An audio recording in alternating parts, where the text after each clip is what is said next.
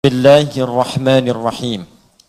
Ismun dari kata sumuun atau wasmun wasamatun. Wasmun berarti tanda, ya. Kemudian disebut juga dengan simat atau samat karena dengan nama itu seseorang ditandai untuk membedakan satu dengan yang lainnya.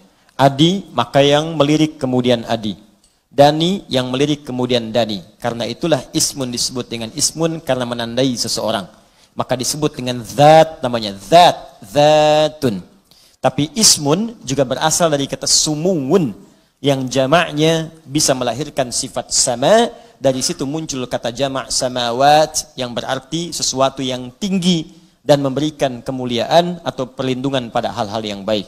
Ya, alladzi alaka wa adhallaka, yaitu sesuatu yang memberikan kemuliaan atau meninggikan derajat kehidupan Anda. Karena itu kalau diberikan nama pada seseorang, maka berikan nama-nama yang baik, sehingga dengan itu ia akan ditinggikan sebagai bagian doa dalam kehidupannya, juga akan dimuliakan sampai kembali kepada Allah Subhanahu wa taala. Karena itu dalam Islam, baik di Al-Qur'an ataupun di dalam hadis, ada anjuran-anjuran memberikan nama-nama yang terbaik. Ya, contoh misalnya terekam sebelum kehidupan Nabi Muhammad SAW bahwa Imran dengan istrinya Hannah, ketika Hannah melahirkan anak perempuan, maka diabadikan dalam Al-Quran kalimat Hannahnya, ya, di Quran surah ketiga Ali Imran ayat yang ke-36, ya, di paling kiri di pertengahan. Wa inni sammaituha Maryam, ya, falamma wada'atha qalat rabbi inni wada'tuha untha wallahu a'lamu bima wada'at wa laysa dzakaru kal untha wa inni sammaituha Maryam. Alhamdulillah.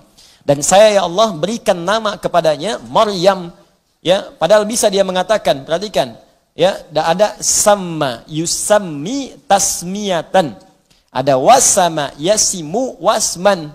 Kenapa menggunakan kata sama? Ya, dari sigat taf'il, fa'ala yuf'ilu. Kata fa'ala yuf'ilu di ilmu saraf, nanti kalau Anda kembali ke kaidah-kaidah saraf, bahkan nanti ada di kitab satu lagi, saya tidak bawa kitabnya, di sini juga bisa ditemukan di Mu'jam Ajaibul Lughah. Sigat taf'il itu menunjuk kepada at-tadarruj wa tafsil, sesuatu yang dikerjakan dengan pelan-pelan dan teliti.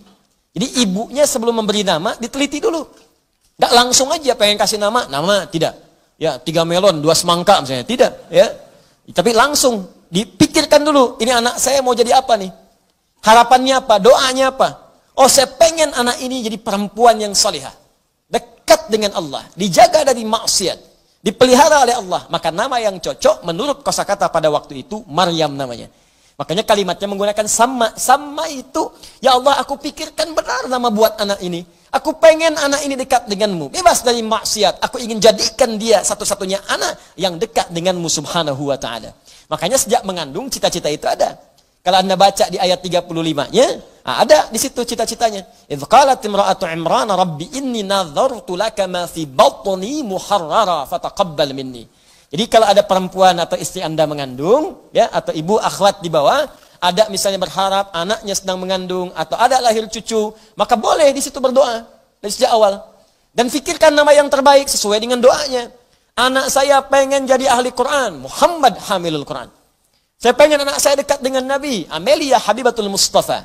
Saya pengen anak saya misalnya paham Al-Quran, mengerti hukum fikihnya, Muhammad Faqihul Quran. Anisa Faqihatul Quran. Ya, perempuan cantik yang lembut tapi paham Al-Quran. Anisa Faqihatul Quran. Ya, jadi silakan cari. Dia begitu terlahir, nama itu membimbing dia, dan cari guru-guru baik untuk kemudian mengawal nama itu sesuai dengan maknanya.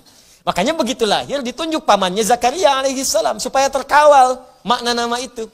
Jangan titipkan pada orang-orang yang bisa merusak cita-cita Anda pada nama itu.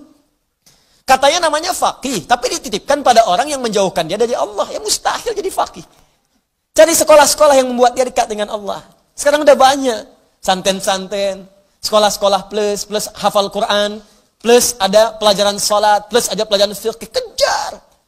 Jangan takut dengan gelar kok. Sekarang bisa ambil paket, bisa macam-macam. Takut dengan Allah. Saat satu hari kita pulang kepada Allah dan anak kita akan ditanya, "Qu anfusakum wa ahlikum nara." Antum akan dihisab. Takut kita saat pulang tuh. Akan ditanya kita. Itu yang kita pikirkan. Cari sekolah yang baik, tempat yang baik, guru yang baik.